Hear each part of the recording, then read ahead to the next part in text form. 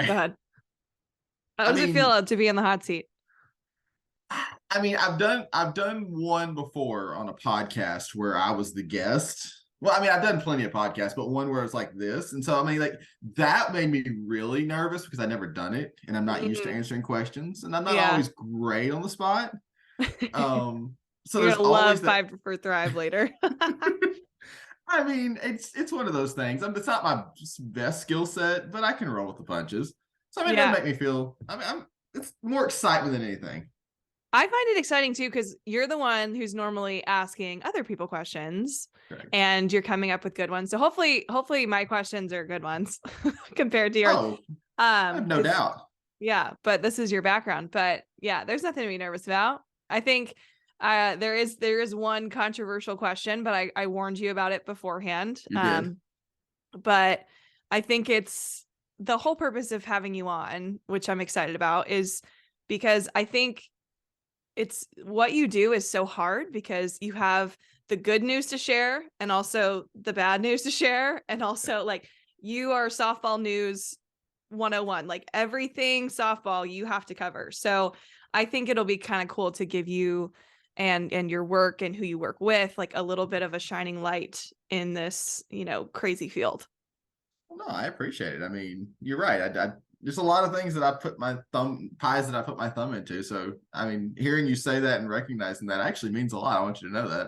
Oh, well, I've respected your work ever since I saw Justin's world of softball, and I'm going to date myself maybe a little bit, but like when I was in high school, like you were there writing all these Yeah, articles and I would read a lot of them. And so I've been a fan of you for a while. You just don't know that. I appreciate you. And you're not dating yourself when you say that. You're dating me. Well, I might be. You're right. Yeah. You're Yeah. dating me right there. I mean, I next thing you mean, know, I just hit 30 this week, so I don't mind sharing my age. I mean, after you say that just now, you ever seen the movie Up? I feel like, Oh, Mr. Fredrickson when you say it like that. that's a great Like, movie. Yeah, you're it not really even is. okay, Mr. Fredrickson. Is that who you constitute yourself as in the Disney world? I mean, when I stand up and my knees make rude noises, yes. Like I stand up Mine and do they that creak too. and Mine have been doing that since college. So uh, you're young. You're young. I mean, and you travel so much. So like, yeah. you'll always be young. This is something that you probably don't know, or maybe you do, because you've been with Extra Innings for how long now? Since November of 2021. Okay. So 14 months, I guess. Yeah. So new. You're new. Still new. Prior to you working for Extra Innings, Brent interviewed me for an article for Extra Innings, and it was honestly a tipping point for me in my business, and I'm not joking. So he interviewed me about my career at Purdue, my professional career, and he had no idea that I was going to go down this a little bit of a dark rabbit hole about my professional career and how it wasn't what I thought it was going to be. So you'll have to go back and read it. I was just about to say, I got to write that down so I don't forget that. Yeah. So I've shared on the podcast before how I had a really rough time in pro ball, for many reasons, and they were mostly self-induced, but I like to talk a lot about mental game and confidence here on the podcast, and I lacked it a ton. So when Brent was interviewing me for this interview, I kind of like went back to that place that I compartmentalized in my life. And I was like, you know what? It wasn't that great, So when he shared that with me, I started realizing that like, hey, if I went through that as a professional athlete, there are athletes all over the country and the world probably dealing with this, maybe at a younger age than me. So that's where I shifted my business to not just work on hitting anymore. It was working on, the psychology and the mental aspect. Prior to working for Extra Innings, Brent interviewed me for an article for Extra Innings, and it was honestly a tipping point for me in my business, and I'm not joking. So he interviewed me about my career at Purdue, my professional career, and he had no idea that I was going to go down this a little bit of a dark rabbit hole about my professional career and how it wasn't what I thought it was going to be. So you'll have to go back and read it. I was just about to say, I got to write that down. So because of that Extra Innings interview, here we are. It's crazy. Brent didn't know when he was helping start. I like it. No, he had no idea. I love it. So shout out to Brent. Yeah. Yes. So let's start with this.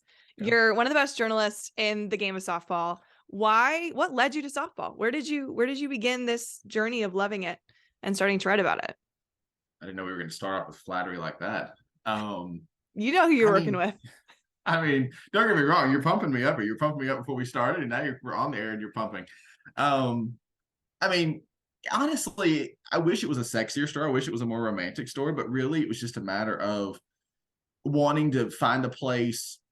I had two things in mind. I wanted to be able to find a place where I felt like I could contribute, and I wanted to write about a sport that I enjoyed. Mm-hmm. So I've done the newspaper thing. I've done the local high school sports thing. Get burned out on that real easily. Mm-hmm. I found out. And one of the reasons I got burned out on it so fast was, there are plenty of sports that, if it's on TV, I might watch it kind of thing, but I don't genuinely just enjoy it. Mm-hmm. And there were sports that I enjoyed, and I was having to spread resources from the sports that I enjoyed, the things that I enjoyed, even the stories I wanted to tell, to places where I wasn't getting that same enjoyment, same fulfillment, whatever word you want to use. So I wanted to go sports specific. And then I also wanted to be able to genuinely contribute to whatever sport I chose.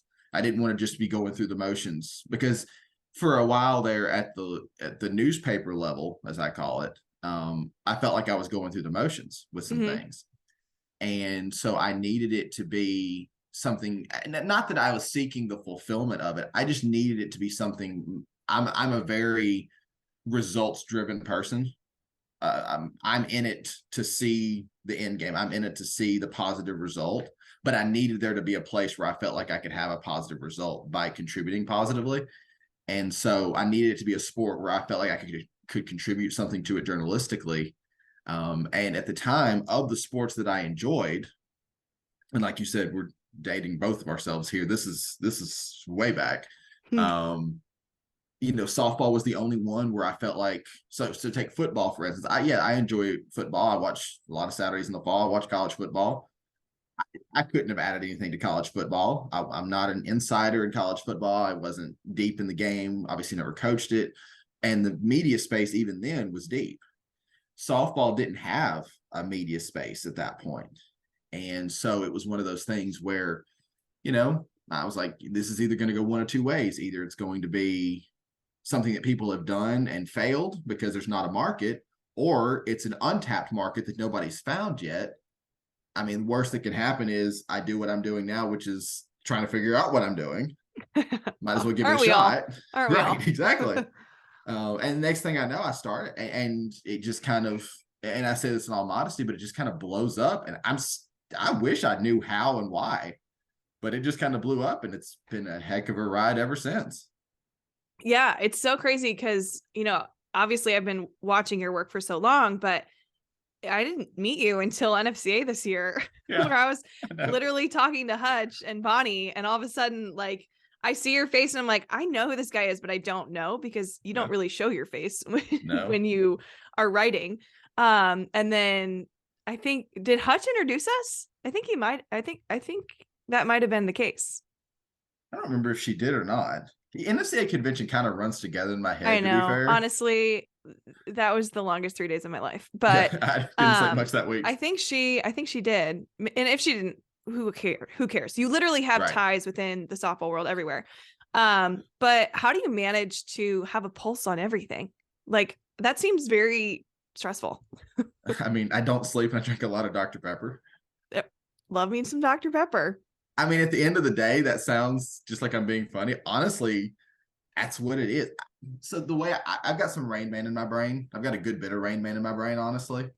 In the sense that, but like I said a minute ago, I'm results driven. I want the end game to be as good as it can be. That's what drives me. And to get there, that means I've got to do the best I can to affect that happening. Right. So that may mean, I mean, there's plenty of times where I get, 4 or 5 hours of sleep a night in off season type of deal. Just because there's, but the reason I do that is I've got to make sure I'm up on things. Peru, whether it's writing, whether it's compiling, whether it's researching, whether it's just scouring social media to make sure I didn't miss stuff. It's just a constant. There's always something. Matter of fact, you should see my office, on this shot right here. The lighting's not great, but you really can't see anything. And I had to choose this spot because the rest of my office is papered in poster boards with stuff on them and index cards with scribbled to-do lists and all that kind of stuff, just to give me some semblance of keeping everything straight. But honestly, there's not really a great answer. I don't have just this super process. Granted, I mean, there's plenty of things that, I'll talk to people about and that kind of stuff. That's obviously a big part of the job. But what drives me is making sure I do the best job that I can. I feel like it's a responsibility I have. If people are going to read my stuff, they're going to come to me and trust me, then I have a responsibility to make sure I'm giving them the best effort I can. And you don't always get it right, correct? Like, are there times where, like, and this is where I want to just acknowledge the fact that your work is hard, is there's probably times where, like, you hear or see something and you're like, should I share it? Is it valid information yet? And then I'm sure you've had some times where you're like, yep, that didn't work out. Yeah, I will say this. I have, a lot of people know me as the breaking news guy, the scoops guy, and all that kind of stuff. I have a very unique method to my breaking news. I have lost more scoops than I can count because I wasn't 100% sure of them. Yeah, like someone else got it first, is what you're saying? Well, sometimes somebody else got it first. Sometimes just it came out officially before I put it out there, kind of thing. But my process to that has always been, okay, I know what it takes for me to confirm something. And sometimes that looks different for breaking news A than it does from breaking news B. Sometimes that takes on a look. But I know what my process is to confirm that. But if I can't meet that process and I can't meet the specifications I've set for myself, I'm not going to run the scoop, because I know if somebody sees something come from me, they're going to be able, exactly. Yeah. And they know that I'm reliable. Well, all it takes is getting one thing wrong. All of a sudden, I'm not reliable anymore. Wow. That's scary, huh? It is. But it's exhilarating probably at the same time. I will say there are some scoops that when I get ready to run them, I will literally sit there and almost have to make myself a split personality for a minute, make sure, okay, talk this through. Okay, you're over there on the wall. Okay. and I talk it through with myself just to make sure I'm meeting the processes and the specifications, run through, okay, who have I talked to about it? What have I done to confirm it? What have I heard over here? Match things up. The whole processes. But you're right. There's plenty of stuff somebody will tell me, or I'll hear, or I'll find out, or I'll notice. And, I'm not, that looks like, so-and-so, this is happening.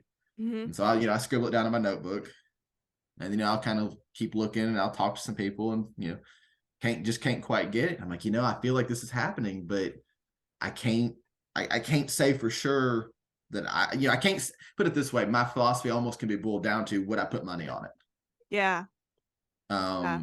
Like, am I going to put $10 on it, or am I going to put $1,000 on it? If I'm going to put $1,000 on it, you know what? It's good enough to run. Let's do it. If I'm only going to hedge with $10, maybe not so much. Sure. Yeah. So you're a very reliable resource, you, Extra Innings, and everybody you're affiliated with. I want to know what resources you use. And the reason why is because I like to share on this podcast with especially parents and coaches, who want to keep up with the game, which I think if you want to be great at the game, you got to know what's out there. You got to know what's happening. Like, the amount of times I work with an athlete and I'm like, do you know who Alex Storako is? And they're like, no. I'm like, okay, that's a problem, because you want to play at a very high level D1. You got to have a pulse, right? So what resources are you looking at to help you develop stories? Like, is it Twitter? Because I spend a lot of time on Twitter to try to be the first, to see an article from a school. But what resources are you using? So I use social media a lot just to make sure, like you say, that I stay up on things. And also, one thing I found is that when I'm looking at different people, social media gives you a glimpse into somebody's personality. If you pay attention to the right things, you can kind of tell. Like you say, you and I never met until the NFSA convention this, a month ago or however long ago it was. But at the same time, I felt like before that I knew you because I gleaned enough of your personality to feel like I had a handle on you, so to speak. Sure. Of course, I listened to your podcast too, and I covered you for a long time as a player. But outside of that, we never met. So I use social media a lot. I talk to a lot of people, though. If truth be told, I think the secret sauce is I talk to a lot of people. There are sometimes where I'll spend 7 hours a day on the phone during the summer, just talking to this person and that person kind of thing. But in terms of resources that I can go to without something, that first person connection, Twitter is my main one. Instagram is, I'm not very good at Instagram. So I'm on Instagram. Yeah. I'm on it too, to be honest. I have to be on it, but right. Yeah, exactly. That's me too. I feel like Twitter is like, when you think of news and you think of social media, Twitter is like number one. Yeah. But yeah, interesting. Okay. So social media, when schools post things, do you look at like their websites, their news articles? Is that reliable too? It is reliable. I don't rely on it. Is reliable, but I don't rely on it a whole lot. Just because there's a different, every school operates differently. Some schools are going to post every press release they can. Some schools are going to post one press release in the blue moon. Some are going to format them differently. Like, for instance, when I'm on the road during the regular season, I keep up with games. I watch film. I might have 3 screens going at once. Honestly, I was sitting in the press box at one point, and had my laptop. I had a Google Doc on one side of my laptop screen, taking notes on the game. I had the other side was a game on ESPN3, and then I had my phone with another game on it in the press box. So it's stuff like that. But I use, for instance, I have a Twitter list, all the D1 softball programs in the country. So sometimes I'll just take a quick scroll through that Twitter list. Maybe I missed somebody, a coach who had a milestone win. Maybe I missed somebody who had 3 home runs in a game, just to kind of keep me updated. And then, in the evenings or stuff like that, let's go peruse some scores. Let's go peruse some team sites. Let's make sure we keep up on things.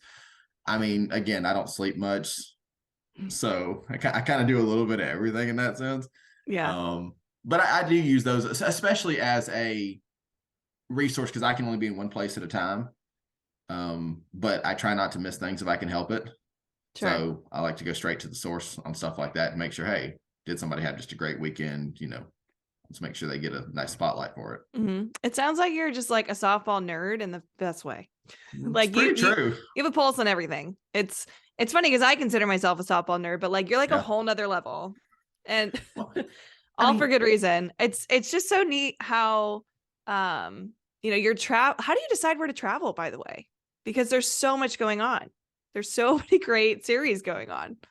I wish there was a science to that too, honestly. you're going to go to St. Pete, probably. You're going to go to Mary Nutter, maybe. Nope. Not Mary Nutter? Okay. Never. So the thing, I live in the South. I don't know if you can tell by the accent. A little bit. I know it sounds a little like Jersey here, but I'm Southern boy, born and bred, always lived in the South my whole life. And so where I am now, a big part of my travel is, okay, what am I centrally located to? What can I get to? I drive pretty much everywhere. So it's okay, where can I go that is advantageous to travel, but also will give the biggest benefit? So I've actually never done the Mary Nutter. Yeah. In how many years I've done this. And the main reason is it's such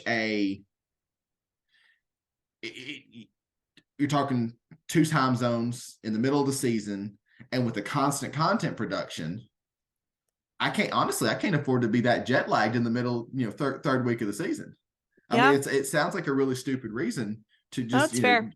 But so yeah, I'll do Clearwater this year. I'll do like the NFCA opener, because you're talking 20 teams. It's in the same place where I'll be week 2. Okay, that's a no-brainer. I do a tournament in week 3 in Florida. Okay, it's close.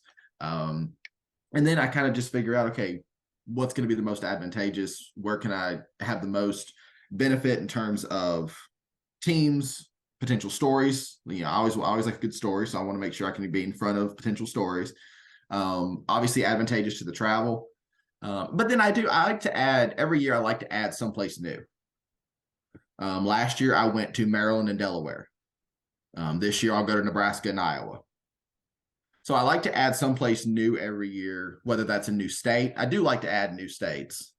I think I added 8 new states in 2022. I will not be doing that in 2023, just for the record. A lot of states. eight new ones is a lot. But so I like to do some things like that just to have a little fun with it on my own side. I mean, I guess it's just fun for me because hey, I've never been to Nebraska. Let's go to Nebraska, kind of thing. Do you like ramen? I got a good ramen spot for you for Nebraska. Really? Do you like ramen? Is that a thing? I mean, I don't. You wouldn't expect good ramen in Nebraska. This is why. No, that's what threw me. We traveled there with a package deal once, and okay. Jen Schroeder found this place, and I was like, every time I'm in Nebraska, I'm going here. But it's so good. Yeah, I got you. I was gonna say you have to clue me into that one. That's intriguing now because I would not expect that in Nebraska. Yeah, honestly, traveling with the package deal was amazing because Jen's like a food snob. Like she makes sure we go to the best spots. So I've been blessed with traveling to cool cities, eating really good food. But happy to help. It's like a 1-2 punch right there. I know. You can't beat that. I know. Truly. So you write so much. Do you have certain topics that you enjoy most to write about? I enjoy telling a good story. There's certain things with covering a sport that come with it. You have to do the top 25. You have to do the player of the week. You have to do, the week preview, the week recap. There's certain things that come with it. But I enjoy telling a good story when I can sit down and somebody, especially because, again, back to the responsibility I mentioned earlier, when somebody trusts me to tell their story, that's a responsibility for me. Mm-hmm. And because I want to make sure I do them the justice of telling their story the right way. But I enjoy telling those stories. Some of the stories over the years that I've told, that I've written, whether it was specific to, hey, this person had cancer and beat it. So, a real heartwarming feature, or, hey, this person's mom, played softball and the daughter followed in the footsteps. The heartwarming stuff that you see, I love those. But sometimes I also just like telling a good story. I've written some profiles of people where you get to, I just actually did one on Megan Faramo. And, I think when people see Megan Faramo, you think of, okay, well, she's this, this great pitcher. She's got all the emotion in the circle. You think of the fist pumps, the screams when she gets a big strikeout kind of thing. So you think of this huge personality. And then, you go and talk to Megan Faramo off the field, and she talks about how, for a long time, she was an introverted person. She doesn't like people seeing that extra side of her outside the softball field, but she's kind of grown more into that. And those are the kinds of things that I like to do because you don't always get to see that side of somebody. You may follow them on social media and you don't get to see a true side of somebody. So telling a good story for me is always been the favorite part of the job. Just to sit down and talk to somebody, get to talk to them. I mean, I've had 4-hour conversations sitting down with somebody when I was writing a profile on them. And you get to find out a lot about somebody when you're talking one-on-one for 4 hours. Mm-hmm. So that easy answer, that's the favorite part of the job for me, is when I get to tell a good story. It beats everything else hands down and not close. What are some other big ones? So Megan's a big one. What are some, maybe a Hutch one? A Hutch is always a great story, I feel like. Well, I did it back in when Hutch broke the wins record back in the spring of 22. So I was in Florida for Clearwater last year when Michigan was there, and didn't know what was going to happen. But at the start of the year, where Hutch was going to break the wins record, knew she was close, knew it was going to happen. So leave Clearwater, and she needs one win. Okay, so she needs one win. Well, the next tournament Michigan was going to was at Duke. Well, I was actually supposed to cover a D3 tournament in Raleigh, North Carolina, the same weekend Michigan was going to be playing at Duke. So my travel was all planned. Well, it gets turned topsy-turvy. I drive up there. I go to Duke on Thursday night. Well, Michigan's plane gets stuck on the tarmac. People probably remember Hutch's tweets about the plane. They're stuck on the tarmac. He tweeted. So I'm sitting there, literally, we're in a press box in Durham, North Carolina, and there's been one game, and there's supposed to be a second game. I think it was Duke and Army, and then it was supposed to be Army and Michigan.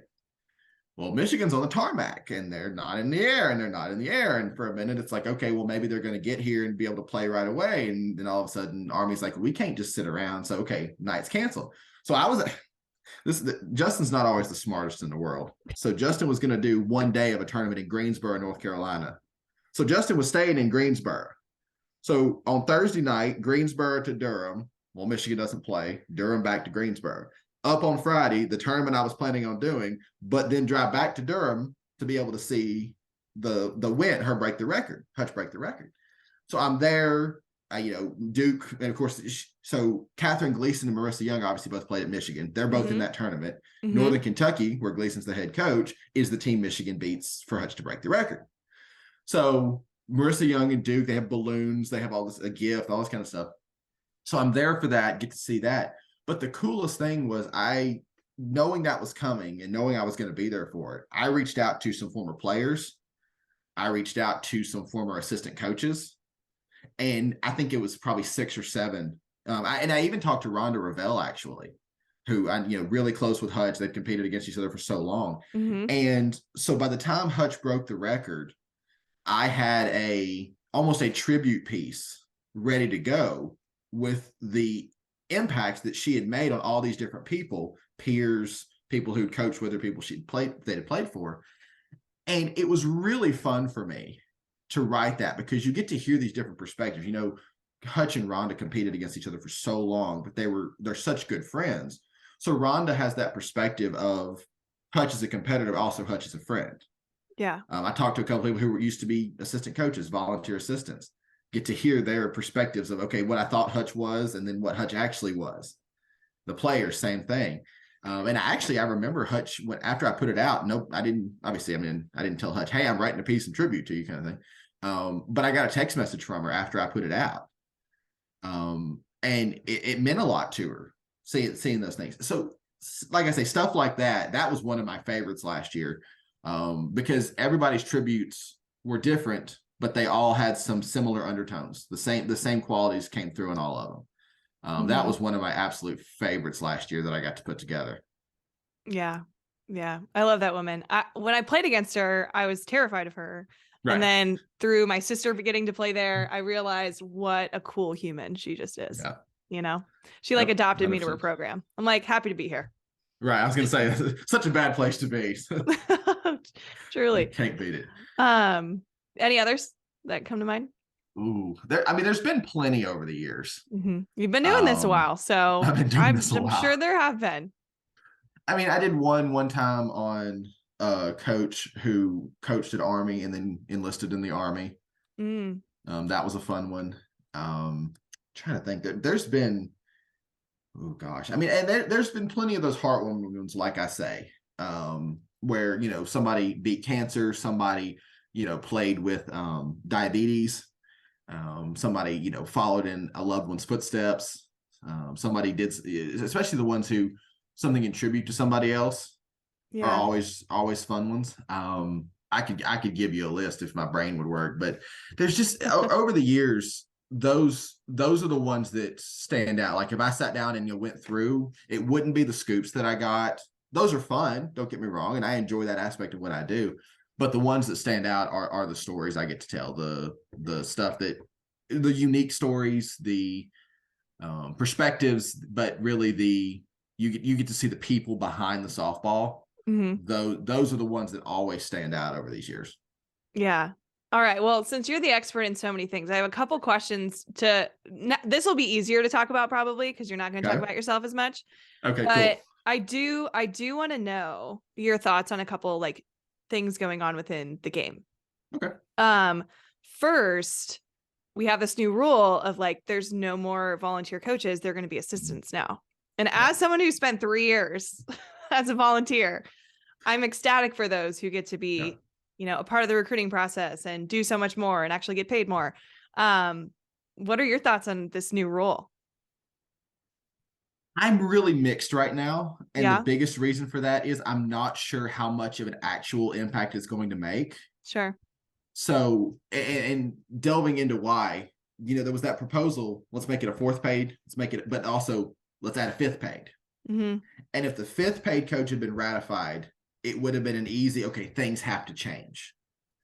Right now, by ratifying the 4th and saying no to the 5th, I think it's one of those things where there's a lot of places where, okay, maybe we just don't change anything. Maybe the volley goes on the payroll. They can get benefits now. We still pay them out of camps. I think there's going to be a lot of places. If you'd ratified the 5th paid coach, schools have to think, okay, what are we doing budget wise? How are we going to do this? Because we've got to keep up with the Joneses. Mm-hmm. And so schools administrations would have had to put thought processes into that. Whereas now, and I've even talked to some coaches who aren't sure what's going to happen, because now it's just a matter of the same people or the same role just being seen a little differently. Yeah. So there's going to take there's going to have to be some movement on okay, this actually does mean something. Where are we going to find the money? How are we going to structure this? If that happens, I think it's great. And I do think it's great for the people in those fourth positions. However it's structured, whether it's as simple as, hey, you get benefits instead of having to pay for your own insurance. That's you've huge. been there. Yeah, That's huge. It's a big deal. I literally have a story about it. It's a quick one, I promise. Hit me. I was throwing BP at Illinois. Purdue was playing in Illinois, and one of our hitters, I didn't realize that there was a little fray in the screen in front of me, and a ball like hit the metal bar and went straight into like my cheekbone. My glasses flew off, like my sunglasses that were literally my birthday present that year. It's fine. And I like slightly shattered my cheekbone, and I'm just like, so the school will like kind of handle this, right? And they're like, no, school doesn't handle that. I'm like, what am I doing risking my life every day if I get no like benefits? I had to like spend all this money to like, luckily I didn't have to get anything reconstructed, but that was a little taste of like, that could have been way more serious, right? You know. But well, I mean, okay, that's my short story about no, but that's the perfect example, because something as small as, seemingly small to somebody not in that position, oh, well, they get benefits now. That makes a big difference. Yeah. For someone who's getting paid nothing. I mean, exactly. I mean, and some of these schools genuinely, I think, are going to end up structuring this. I really believe they're going to structure it as, okay, we're going to put you on the payroll. You get benefits. Your salary is $10,000. Yeah. And the rest is going to come out of camps like your salary is now, because obviously that structure already works for these folks. They know when the money's coming in. They know how the camp money comes in. I think that's what's going to happen more than anything. But for those people in those fourth assistant positions, it's huge. And two, I mean, you've got the program benefits of, for the smaller programs who have the finances to do that. Hey, your volley's an employee now. They can drive the van. Mm-hmm. There's some schools, you drive 3 vans, literally.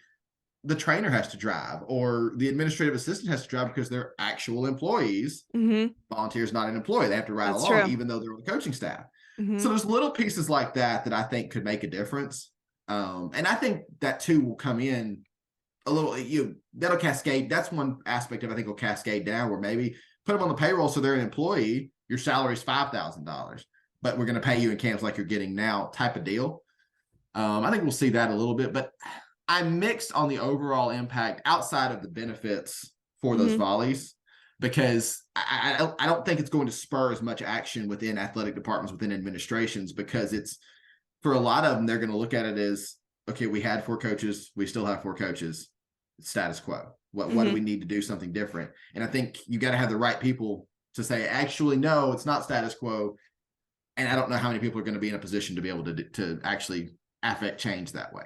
Right. And I will say, when I was a volunteer, there were times where it was like still an 80-hour week for me, and a lot of them are young, pro athletes, some just out of the game type of stuff. But I think opportunity wise for the actual volley, like you said, it's huge. But yeah, I don't know if much will change at all, because they still work their tails off for the program. That's not going to change. Yeah. I was just curious on your thoughts on that one. Okay. So what are some exciting predictions you have for this year so far? I mean, I know you're working a ton on making sure the pulse of everything. What are some things that you're excited about? I think the World Series could be really interesting this year. I mean, I think we all know Oklahoma is the prohibitive favorite to win. Yeah. Anybody who straight bets against Oklahoma, let's have a mental a wellness check, because they're stronger than they were with Jocelyn Allo, which is saying so much. I mean, that's saying it's incomprehensible. Outside of that, though, you got UCLA, you got Oklahoma State, who I think are probably 2-3 should be 2-3 across the board. But behind them, it's wide open. It's wide open. If you look at the SEC, there's no prohibitive favorite. Mm-hmm. The strongest roster, the best team, the team most likely to go are 3 different programs. and usually in the SEC, that's where you get, okay, well, there's going to be 2 or 3, maybe 3 or 4. You look at the Pac-12. Sure, they put Arizona and Oregon State in the tournament last year. In the World Series last year. Oregon State barely made the tournament. And so some people think, oh, well, the Pac-12 is super strong. Well, if I look at the Pac-12 this year, I think differently. I think UCLA is super strong, and the rest of the Pac-12 is up for grabs, 2 through 9. So I think, and then you go Big 10. I mean, Big 12 is the Big 12. But I think there's so many places where there's not an easy answer. It's not, oh, hey, Arkansas is going to repeat as SEC champs. Oh, hey, 3 Pac-12 teams are going back to the World Series.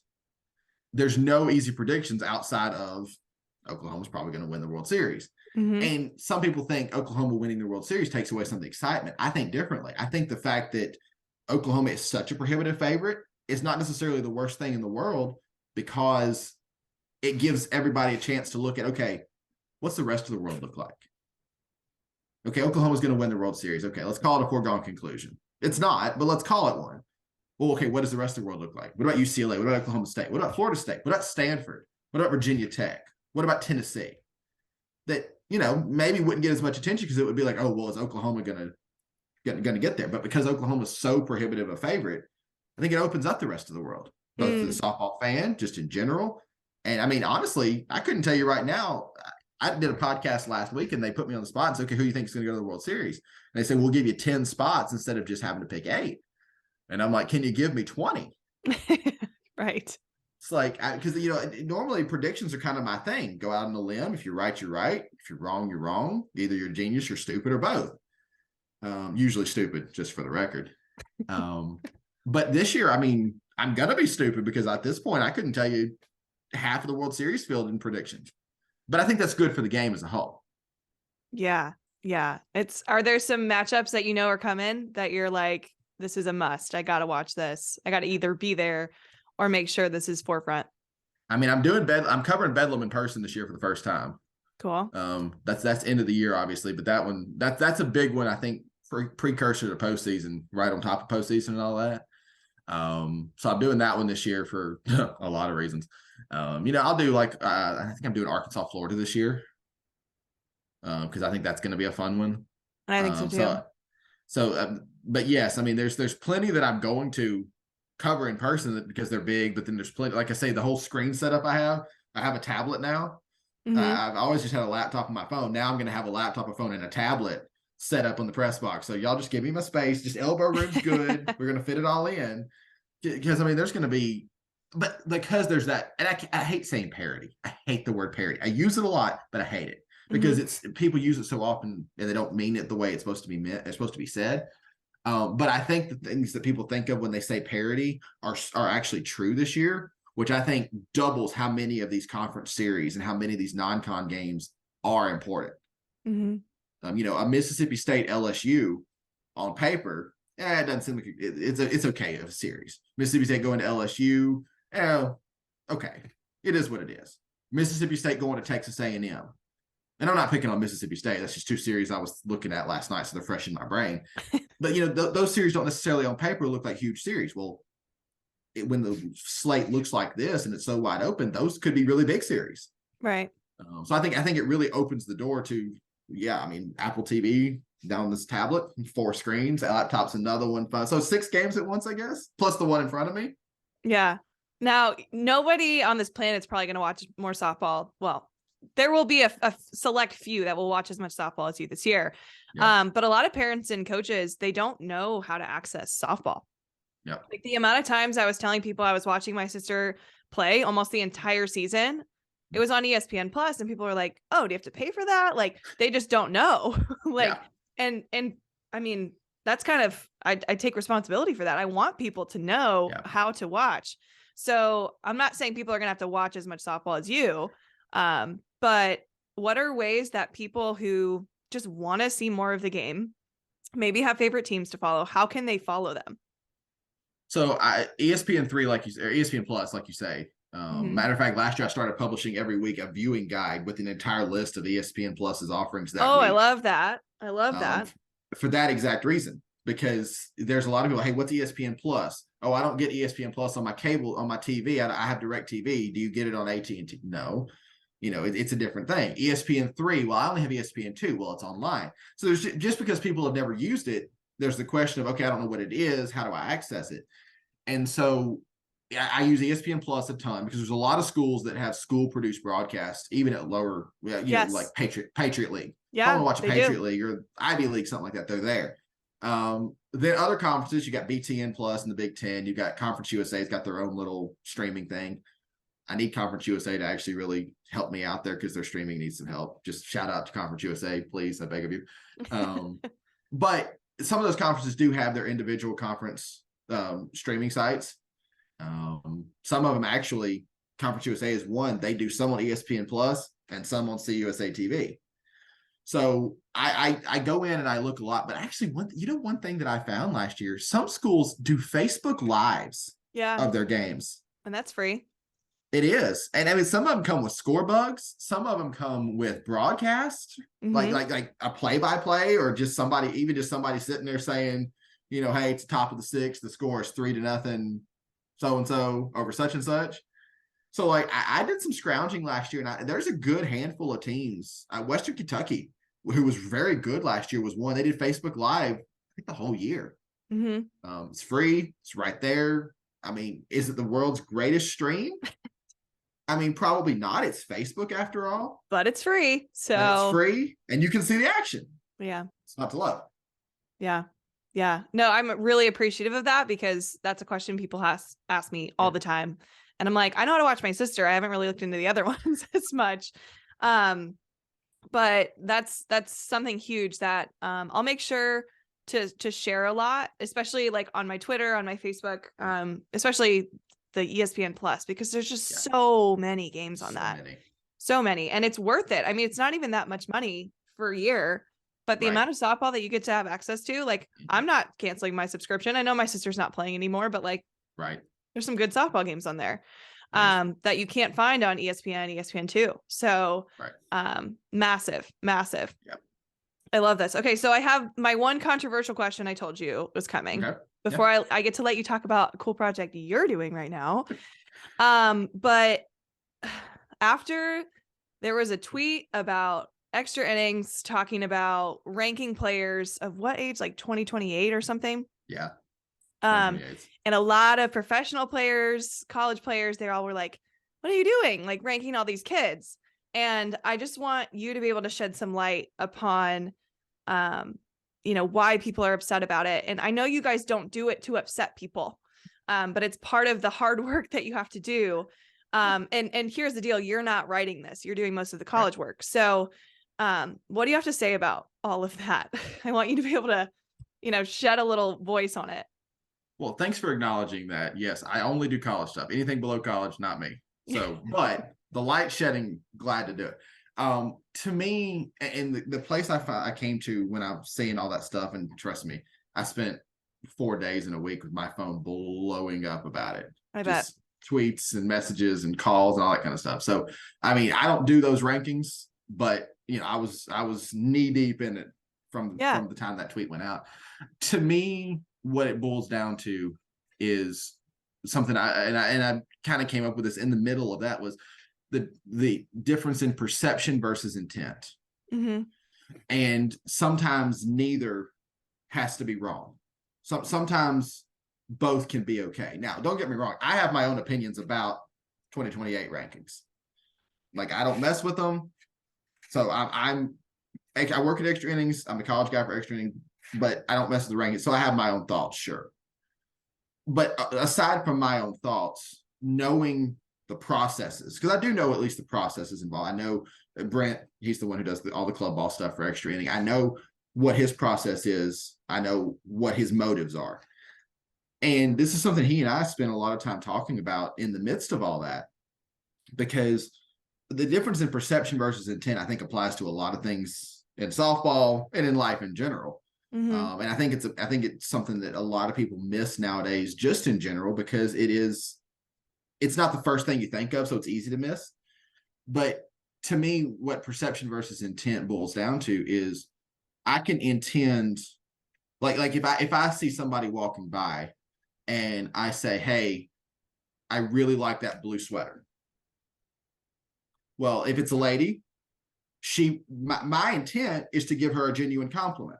And for the record, I don't just randomly compliment people walking down the street. I just want to throw that out there. I did kind of visualize that for a Yeah. second. I'm like, okay. I enjoy painting a picture, but it's not my style. But just painting the picture, if I say, hey, I just want you to know that's a really nice blue sweater. You look nice in that blue sweater. What, just my intent may be to give her a genuine compliment. But at the same time, she may take it as me giving her a genuine compliment, but she could also take it as me trying to start a conversation because I want to hit on her. Now, my intent wasn't that. That may be her perception. Mm-hmm. That doesn't make my intent. Now, there's a whole conversation to be had on whether you should give people compliments walking down the street. So I'm avoiding that one just to paint the picture. My intent in saying giving a genuine compliment may not be bad, maybe a positive intent, because, hey, I want to give you a good compliment. But that doesn't mean that because my intent was good, doesn't automatically mean that her perception of a different thing was wrong. Her perception can also be true. So I think that's a big part of it, because some of the things that were pointed out about those rankings are legitimate thoughts. Yeah. The importance of mental health in athletes, especially young athletes, super important. Absolutely important. Especially in younger athletes, important across the board, but especially in younger athletes, because they're still in that molding in those learning years. So you want them to learn that paying attention to your mental health is okay. Mm-hmm. Super important. The aspects of, okay, what are the processes behind it? Okay, that's a fair question. Okay, does this have to happen? Does that have to happen? And for the record, nobody has to pay to be ranked. I'm just going to throw that out there. But that's another thing Brent and I talked about, because we know you just submit something, for instance, you don't have to pay to do it. But somebody reads something on the site and we realize, hey, there was a little bit of a wording snafu. Again, didn't intend it to say that, but oh, hey, what if somebody took it that way? Okay, actually, yeah, that makes sense how somebody could take it that way. Again, with the perception versus intent. So, my own personal thoughts out the door, because they're irrelevant either way. But that to me was a big part of what it boiled down to, was everybody has a thought, and a lot of people's thoughts are fair. Mm-hmm. Now, don't get me wrong, I didn't care for the people who thought I was some kind of unethical slob because we did that. That's a little much, but I think it's one of those things where it boils down to something as simple as that.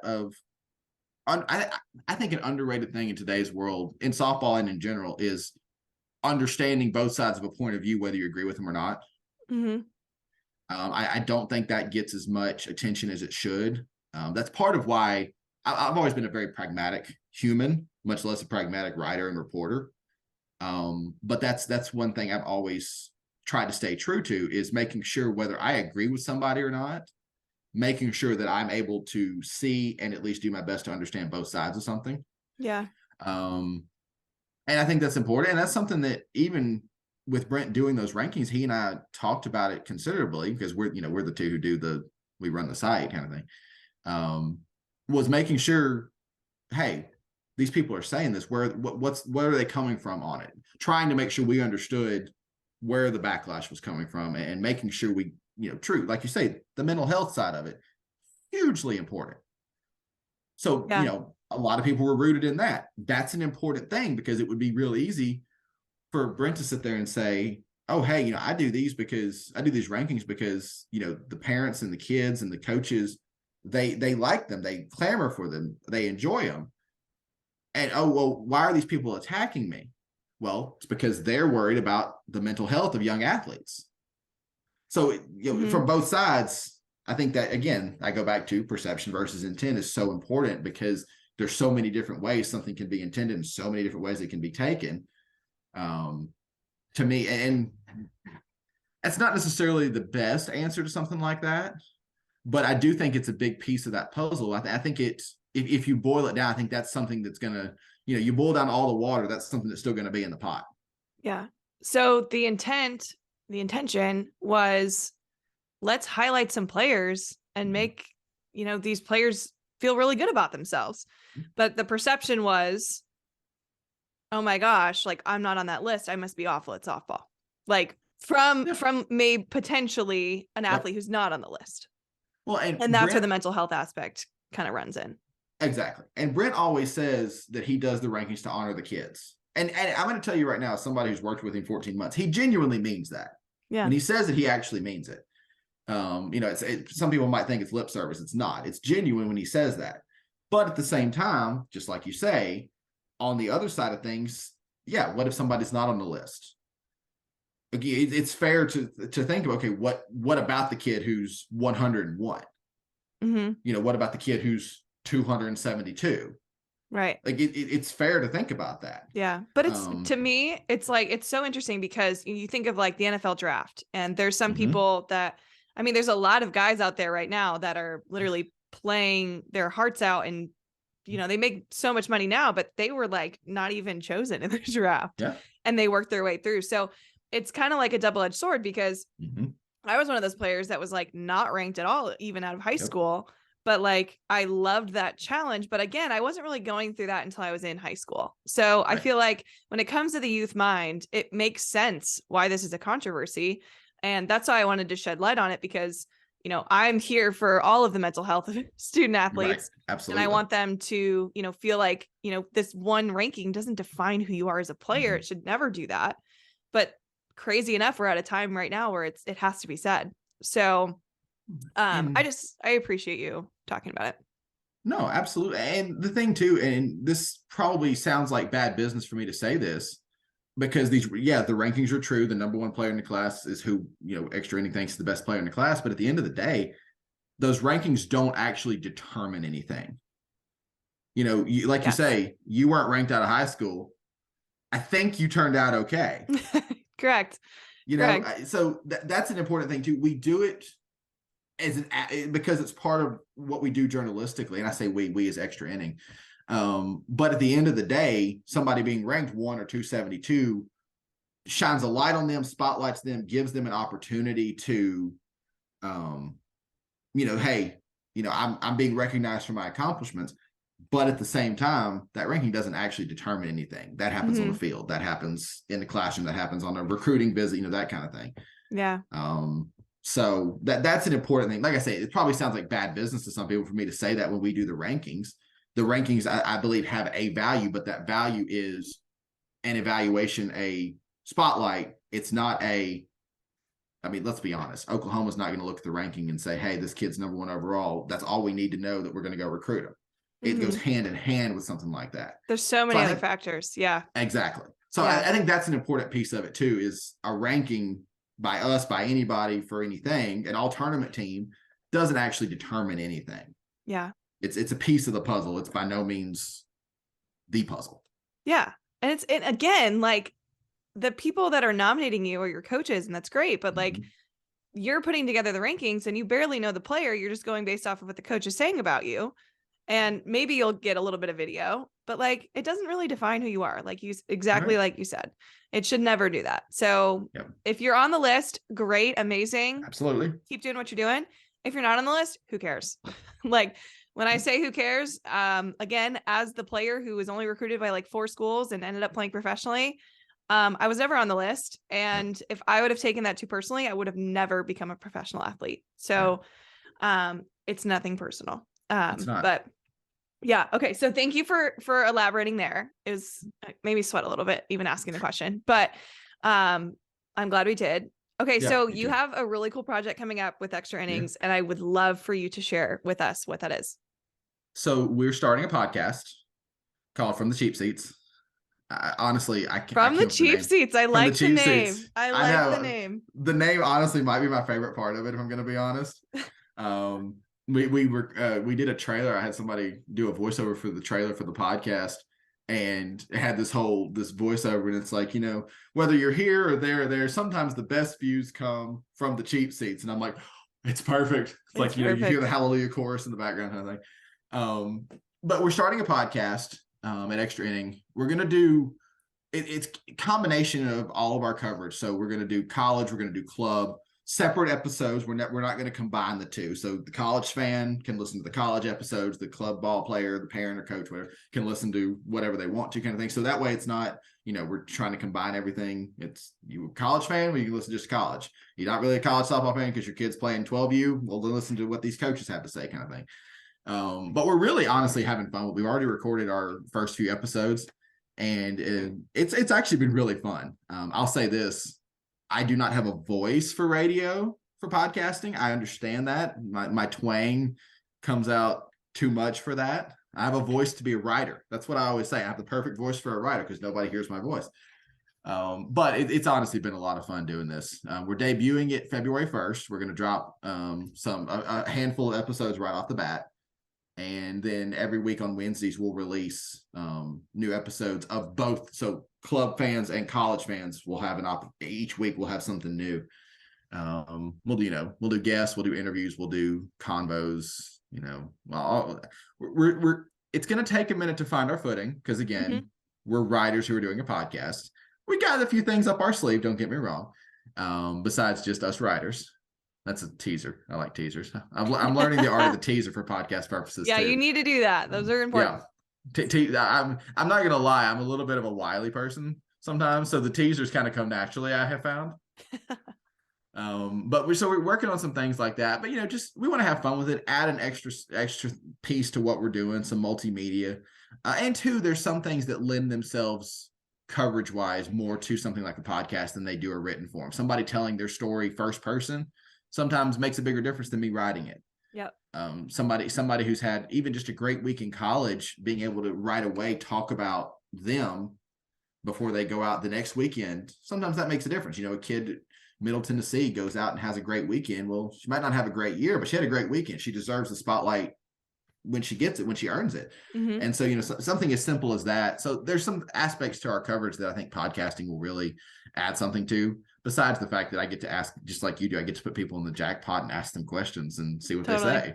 I mean, there's a benefit to that too. Yep. Well, you sound like you're super excited about it. So you will be the host of the college podcast. Correct. I'm hosting the college side, and then Brent's hosting the club podcast. Cool. I can't wait to listen. It's going to be so fun. I would say, hey, if you need connections, I got you, but you have way more connections than me. So, well, do you know the host of When the Cleats Come Off? Because I need a connection to her. I've heard of her. I've heard of her at some point or another. I've heard she can kind of be hard to get a hold of, so I might need you to help me make a connection there. Who said that? Oh, I did just now, just for the fun of it. Yeah, don't lie to people. Not that hard, am I? No, not at all. Considering the number of times we spoke before we ever met in person, I think you're pretty accessible. Okay, thank you. Yeah. I need people to know that, apparently. You are very accessible. You're more accessible than I am. Well, I'm here to help in any way that I can. I'm very excited. This is going to be an epic podcast. Appreciate it. And I'm pumped. Are you ready to be on the hot seat? You ready for but let's do it anyway. Yeah, that's the right answer. So I'm going to give you 5 rapid fire questions. I call it 5 to Thrive. Do your best to answer the question. And then we'll get out of here. But I'm really excited about some of these because a few of them are unique. Okay. Do you have a favorite story that comes to mind when I ask when you've written one? What's been a favorite? I probably, honestly, maybe recency bias, but I probably go back to that Hutch story. Cool. Yeah. I had a feeling you might say that. Yeah, that was a unique thing because there was so many people that added thoughts to it. So I'd probably go back to that one as one of my very favorites. I love it. Okay, so a sports junkie, softball junkie. Do you have a favorite sports moment or movie that comes to mind? Sports movie is easier than moment. I enjoy The Rookie with Dennis Quaid. I enjoy The Rookie. I don't know why. It's kind of slower than some other sports movies, but I've just always enjoyed it for some reason. Sports moment, actually, I think it was 2017 World Series. We had the 17 inning game. That was wild. There is a deeper story to that I don't know you want me to throw in the middle of rapid fire. Share it. Just do it. Okay. I predicted 17 innings unintentionally. What? So we're sitting there, we're getting ready. It's Florida and Oklahoma, and it's tie game at one point. And there's this guy sitting there. He runs the audio for the press conferences of the World Series. This is back old Hall of Fame Stadium before the renovations. And he's sitting up there on the ramp to the press box, and he goes, "How many innings we gonna go?" Turn around, look at the scoreboard. It's like the fourth, fifth inning, and I'm like, 17. And so it's just a random number I came up with. I mean, I no crystal ball. I'm not Kresge, anything like that. And so as the game goes on, we go to extras, and there's always police officers all around for security and all that. And they usually hang out in that area around the media just because it's kind of the official area, whatever. And one of them had heard me say that and looks at me and goes, "You better not be right." And so we go through and we get to the 10th and the 12th. And, at one point, I think whoever was the away team scores. And we're like, okay, it might be over. Well, then the home team scores, ties it up. And by the time we get to like the 15th inning, we've been there all night practically. So it's like we're kind of all rooting for 17. Mm-hmm. And so we get to 17, and so the officers and the ushers and some of the media, and we're all sitting there like, I don't know how I did it. And the next night we get there, we're all worn out, of course. And hour before the game, one of the police officers walks up to me and she goes, "You better keep your mouth shut today." I said, "I'm not saying a word. I'm speaking nothing, not a word." So that's a great story. Yeah, I still remember that. So sports moment, that was pretty fun. I enjoy that. All right, who's playing Oklahoma in the final game of the World Series? I'm gonna go Bedlam. I'm gonna go Oklahoma State. Yeah. Yeah. Okay. Don't get me wrong. I'm not putting. That's a $100 bet, not $1,000 bet. Okay. Okay. I'm going Bedlam in the final. I love it. I love it. What is something, and I know you're excited about the podcast, but like, what is something else that you're looking forward to in this season right now? I like being on the road, and some of the places I'm going this year, I'm going for the first time, or I'm going with a unique spin. Going to get to be there for some moments, kind of thing. So I travel a lot, 16 something thousand miles last year on the road, but I'm really looking forward to some of the road trips I have this year, because there's some really fun stuff in the pot of gold at the end of the rainbow on them. Yeah. I look forward to reading and listening about it on the podcast. There you go. See? I love it. All right. Final question. Who's a dream podcast guest for you? Ooh. That you'd love to have on? I think the easy answer is Jenny Finch. Only because I think she's still the person that non-softball people see and associate most with softball. Yeah. And she's been out of the game so long, even away from Team USA, but her impact is still there, and she's still that ambassador. She's not out of the game, but she's not in it every day either. And I think that's something that's really unique to Jenny. So there's a lot of people that I want to have on there, but I think dream podcast guests, I'd probably go Jenny. That or somebody you coached or played back in, the 60s, 70s, 80s type of deal. I enjoy folks like that too. But I think Jenny's probably top of that list. Yeah. What's funny is she's on top of mine. So we'll see who gets her first. Ooh. I heard a challenge in there. You talked about teasers. Here it is. There you go. That's so funny. I met her for the first time at NFCA. So I was just like, this is fun. Okay. All right. Guess who did not? Guess who walked right past her, didn't realize until later? How do you do that? Yeah. She's so tall. Well, I'm tall, so tall doesn't stand out as much. That's true. All right, we'll see who gets her first. You'll have to tune in to see on each of our podcasts. There we go. But Justin, this has been an absolute blast. I am so much looking forward to more of your work this season. Thanks for shining a light on some controversial topics, but also just being your genuine self. You're gonna be a great podcast host. It's gonna be awesome. I appreciate you. This has been a lot of fun. I appreciate you asking, and I enjoy this a lot. Me too. I'm excited for it to air. We'll talk soon. Appreciate you.